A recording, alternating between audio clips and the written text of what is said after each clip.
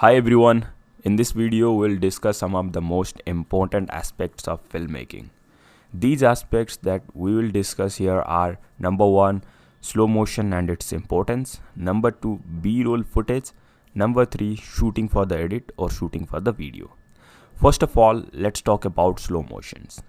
By shooting at a higher frame rate, you will be able to get a good slow motion in your post-production or the editing process. I recommend you to shoot at least at 60 fps to get a good slow motion footage without any lags. The biggest advantage of slow motion video is that your audience will get more time to look at the details of the video. Mostly the action scenes are shown in a slow motion video so that the audience can grab more details out of that. Now let's talk about the B-roll footages. B-rolls help to visualize and add more details to your stories. It also allows the audience to feel the story with the B-roll footages.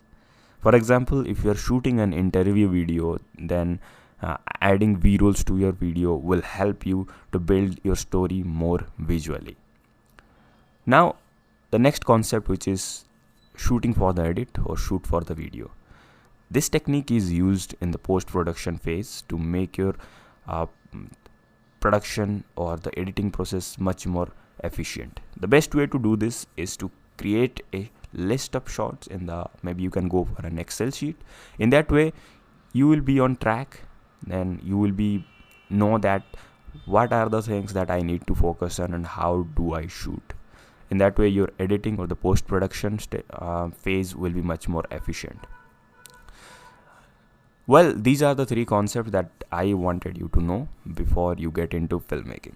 In the next video, we'll talk about moves and different camera movements and how you can achieve a good camera movement and footage by using different kind of movements. So let's get to the next video.